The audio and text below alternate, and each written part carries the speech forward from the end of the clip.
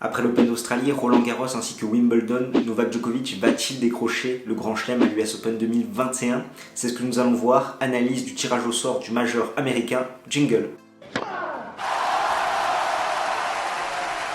Si tu veux avoir des analyses détaillées du circuit ATP et WTA, ainsi que des pronostics sur les principaux matchs de tennis, alors abonne-toi et clique sur la petite cloche. Le moins que l'on puisse dire, c'est que cette édition 2021 de l'US Open s'annonce d'ores et déjà historique, quoi qu'il arrive, même si on ne pourra pas compter sur plusieurs de ses lauréats, tels que Roger Federer, Rafael Nadal, Dominic Thiem ainsi que Stan Wawrinka, qui ont déclaré forfait. Parlons des conditions de jeu. Depuis 2020, la surface a changé, on est passé du Deco Turf à du Lake Hold, ce qui fait qu'on a une surface quand même assez lente, avec un rebond assez haut, comme on a pu le voir en 2020 avec le sacre de Dominic Thiem.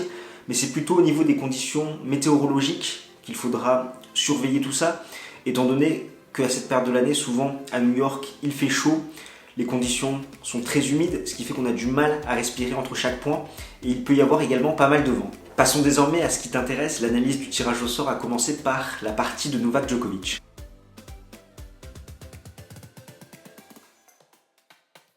Avec le Serbe, on retrouve en principale tête de série Goffin, Karatsev, De Minaur, Jurkacz, Sonego, Fognini et Berrettini, avec quelques coupeurs de tête tels que Nishikori, McDonald, Brooksby, Fritz, Fucsovics et Chardy. Le quart théorique, c'est Djokovic-Berrettini. Entre 2007 et 2018, Novak Djokovic est au minimum en demi-finale à New York. Néanmoins, en ses 11 participations, il n'a remporté le trophée que 3 fois.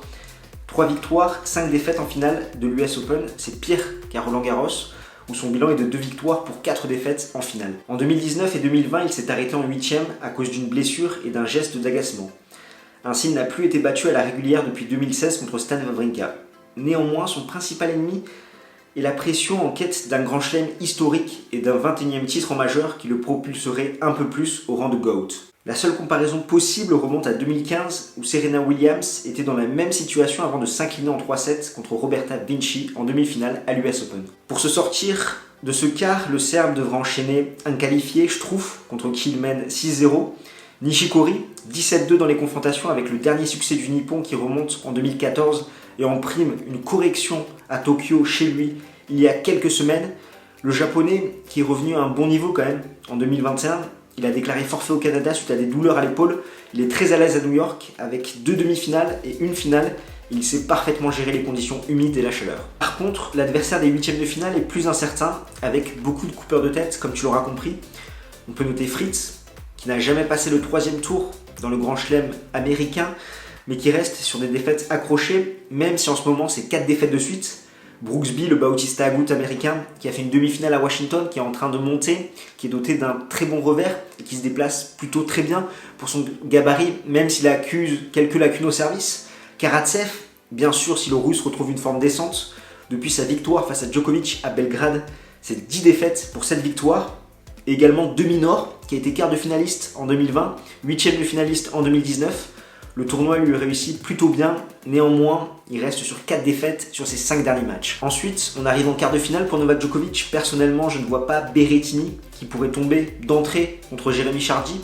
L'Italien était demi-finaliste en 2019 et 8e de finaliste en 2020, mais il est blessé à la cuisse depuis Wimbledon. Il n'est revenu à la compétition qu'à Cincinnati, ce qui fait qu'il va manquer de rythme et une déconvenue assez rapide dans le tournoi ne me surprendrait pas. Pourquoi pas un Jurkacz qui est très à l'aise aux États-Unis, titré à Delray Beach et Miami en début d'année, avec de bons résultats à Toronto et Cincinnati. Il a l'habitude de s'entraîner en Floride, il est habitué à l'humidité et à ses conditions de jeu. Et avec son jeu très à plat et son service, il peut faire mal dans cette US Open. Bilan des courses, hormis Struff, qui va l'emmener dans une filière plutôt courte, le Serbe a un parcours idéal avec des joueurs qui vont plutôt favoriser les longs rallyes sans véritablement le sortir de sa zone de confort. Parfait pour retrouver des sensations après une coupure d'un mois. Le Polonais, en quart de finale, semble le joueur le plus à même de le déstabiliser avec son jeu à plat dans ces conditions. Faut-il encore que Hubie Hurkacz passe les obstacles Fucsovics, le Hongrois qui a 2 victoires, 5 défaites à New York, mais qui est un joueur qui peut être compliqué à manœuvrer dans ces conditions humides, et également l'Italien Sonego, qui a fait un très bon tournoi à Cincinnati.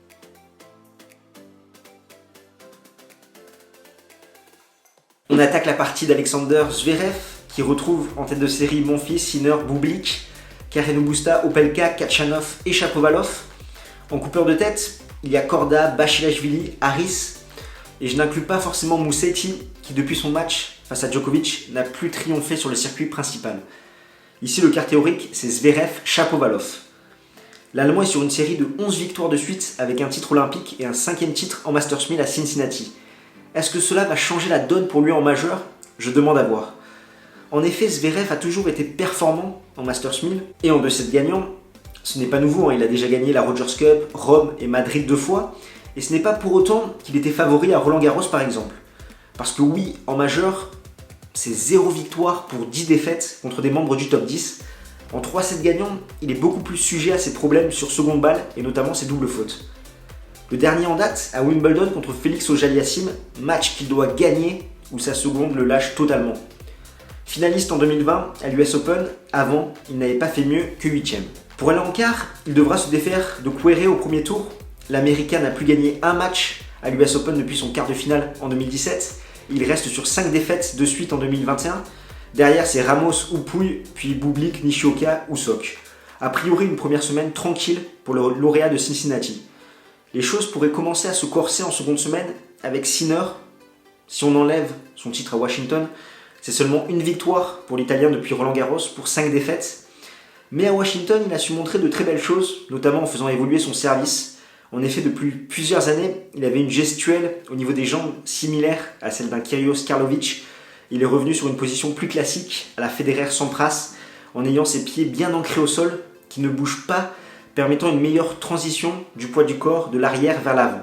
Néanmoins, physiquement, il me semble encore un petit peu frêle pour un format au meilleur des 5-7. Puis en quart, pour Alexander Zverev, c'est la grande inconnue. Tant en face, l'adversité est dense. On retrouve Carreño Busta, demi-finaliste en 2017 et 2020 ici. Il a décidé de ne pas jouer Toronto et de faire Cincinnati ou Winston-Salem. Très solide du fond du court, il pourra surfer sur la confiance acquise aux Jeux Olympiques et sa médaille de bronze. Kachanov, historiquement, les meilleurs majeurs du russe, c'est Roland-Garros et Wimbledon. Néanmoins, depuis le début du tournoi de Wimbledon, c'est 12 victoires pour 4 défaites.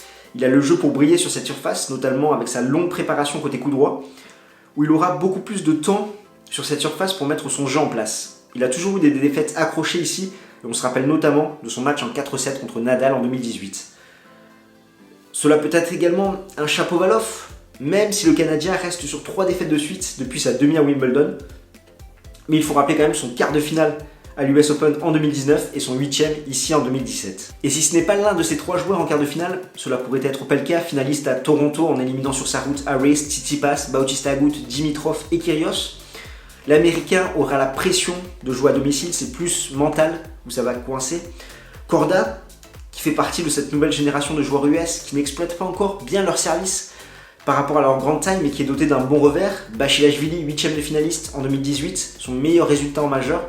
Ou encore Harris qui avait battu Nadal à Washington il y a quelques semaines. Du coup, c'est une partie très dense sur le papier où Zverev pourrait récupérer en quart de finale un joueur émoussé. Si notre contenu te plaît et que tu ne souhaites rien manquer de notre couverture de l'US Open, je t'invite à t'abonner à notre chaîne et à cliquer sur la petite cloche pour être notifié dès que nous sortons une nouvelle vidéo. Cela étant dit, on y retourne.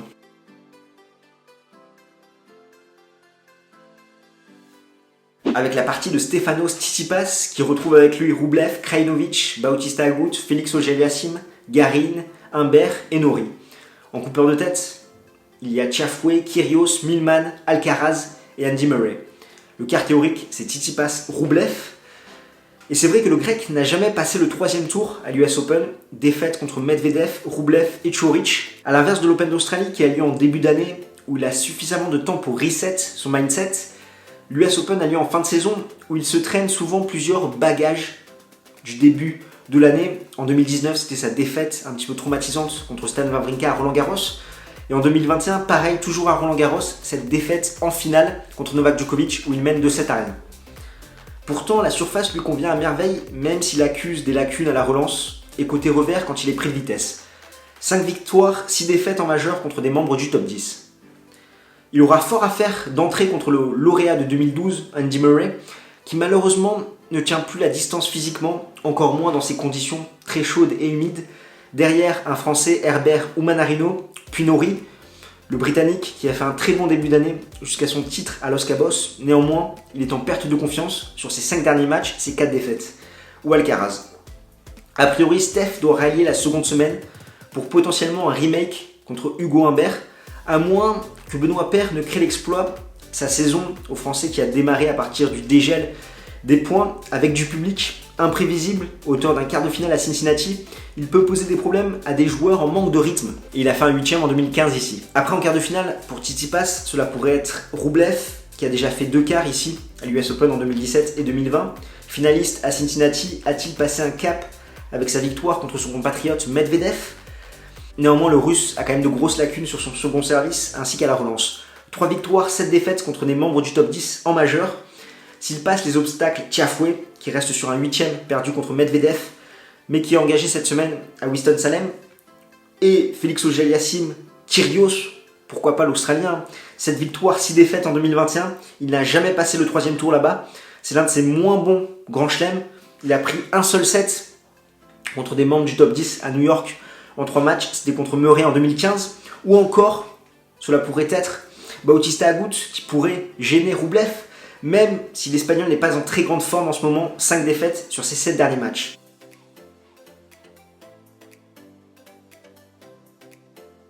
Et enfin, la dernière partie de tableau, celle de Daniil Medvedev, qui retrouve Ruud, Davidovich Fokina, Isner, Schwartzmann, Dimitrov, Evans et Silic.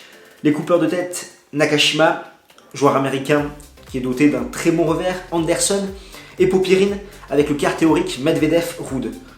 Finaliste en 2019, demi-finaliste en 2020, titré à Toronto, en demi à Cincinnati, Medvedev a été arrêté seulement par Rublev et une caméra sauvage. Comme Zverev, avec son jeu hybride, excellent à la relance, en défense et au service, il a toute la panoplie de coups pour briller à New York. Néanmoins, en 2021, il semble souffrir de la chaleur, comme on a pu le voir à Miami, Tokyo et Cincinnati. C'est 3 victoires pour 5 défaites contre des membres du top 10 en majeur pour Daniil. Après des matchs contre Gasquet et Kopfer, ou un qualifié, on se rappelle que Kopfer avait rallié les 8ème de finale en 2019, il avait été seulement sorti par Medvedev. Le gros choc sera contre Marin Cilic au 3ème tour. En effet, le Croate a été titré ici en 2014, il a de bonnes sensations à New York sur ses 2 dernières défaites là-bas. À chaque fois, c'est contre les futurs lauréats, Thiem en 2020 et Nadal en 2019, où il prend quand même un set contre ses 2 adversaires. Donc est-ce que ça serait de bon augure pour Medvedev, sachant que Cilic à chaque fois est tombé contre les futurs gagnants? À voir. Une fois cet obstacle passé, il devrait avoir un 8ème abordable, Dimitrov a priori. Et en quart, c'est très ouvert. On pourrait retrouver Ruud, qui est loin d'être un joueur piégeux sur dur, même si le Norvégien reste quand même sur 15 victoires pour 2 défaites depuis Wimbledon avec 3 tournois remportés sur terre battue.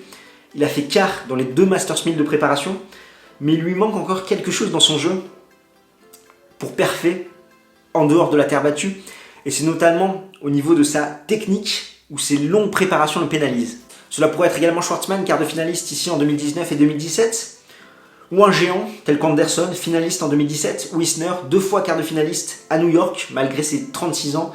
Le géant américain reste une menace depuis Wimbledon, c'est 3 défaites pour 13 victoires. Et si on récapitule, voici les quarts théoriques à l'US Open 2021.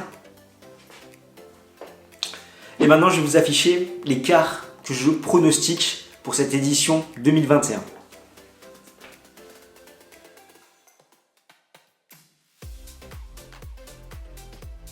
Alors, Novak Djokovic sera-t-il le champion à New York ?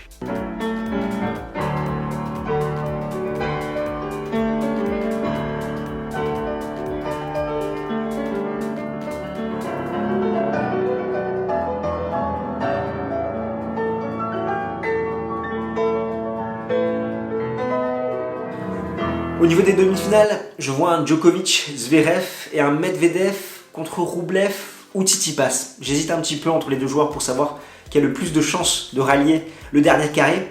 Je vois une victoire de Djokovic contre Zverev qui prendrait ainsi sa revanche des Jeux Olympiques. Et une victoire de Medvedev, pourquoi pas contre Rublev qui prendrait lui sa revanche de Cincinnati. Ce qui fait qu'on aurait une finale Djokovic-Medvedev.